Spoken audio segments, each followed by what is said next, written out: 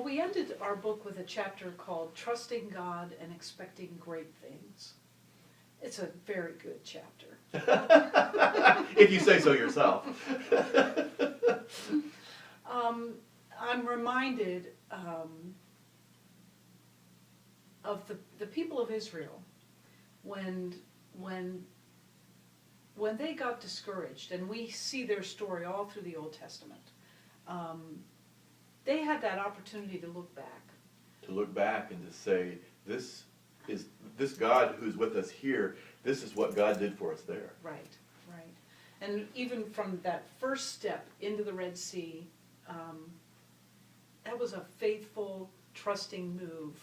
And they expected great things. I think greater things happened than they really expected, but... But when they stepped into the Red Sea, if it was still a little bit muddy and dicey with the first step, which I think it may have been, they were coming out of the experience of the acts of God with the 10 plagues. Sure.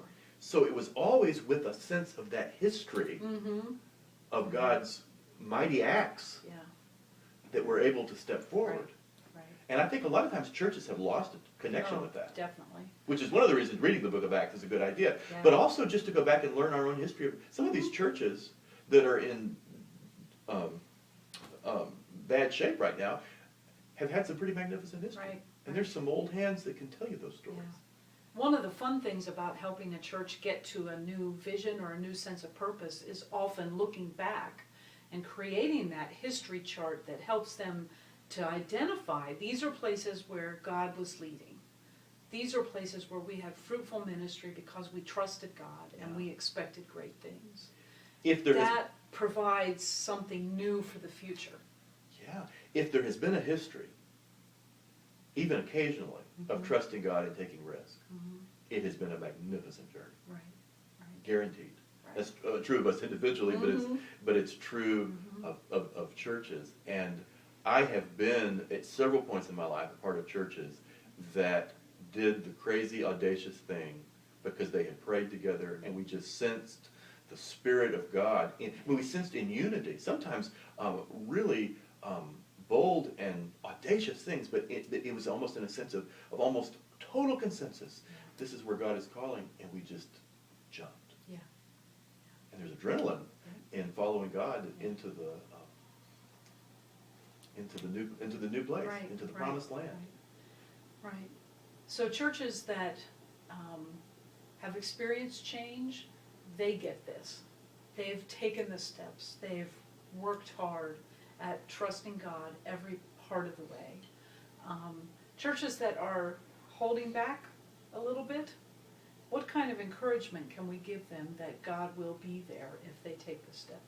Well, I think one of the things with those kind of churches is that if it's, I think they need to recognize our faith history as a people, but also if they're not connected to a sense of risk-taking and trust in their own congregational history, there's a lot of stories around them that they need to acquaint themselves with. Which my last book was 15 churches that came back, and part of the reason that whole book came about was simply to tell stories for churches that were having a hard time finding that within their own narrative. But there is no sweeter place to be once you have been riding that wave of the Spirit of God moving. There is no sweeter place to be in the world. And after you've tasted it, you want to be there again. Sometimes it's a rough and rocky road to get there. Yes. And that's why you have to go in with eyes wide open. And that's why I think so much of this book has been very helpful for the eyes wide open and what it's going to take to really change a church. But the trusting God and the expectation of God's presence and power within a congregation, it's just the best. When I was a kid, our best friends lived in Houston. We lived near L.A. And my dad's best friend was the father in this family. He was working in real estate in Houston and was sensing a call to go into pastoral ministry in California and was coming to interview for that. And the family, they were flying in a Cessna, single-engine Cessna, at between Christmas and New Year's in 1975, and it was time for them to arrive, and we hadn't heard from them. And then we found out a day later that the plane had crashed in a winter storm near El Paso. A rancher found the plane in the side of the mountain. And that was this was one of these moments when time stopped Right. in my family, Right. because these people were like family to us. But I remember my dad saying, as he was processing all of that, I remember him saying, they died on the cutting edge of God's will. Those words have haunted me over the years. Is what because it wasn't just that they died on the cutting edge of God's will, but they died living on the cutting edge of God's will. And there was an energy about the journey they were on that was cut short. Yeah. But there's a point, all of us are going to check out of this world one of these days. Yeah. And I don't have a Notre Dame hasn't given me a date yet, Right, so I don't know when that is, but I hope that in the living before that time, that I am living on the cutting edge of God's will. And I don't know the future of all the churches that will be reading our book. I mean, not every church lasts forever. Right. In fact, no church does. Right.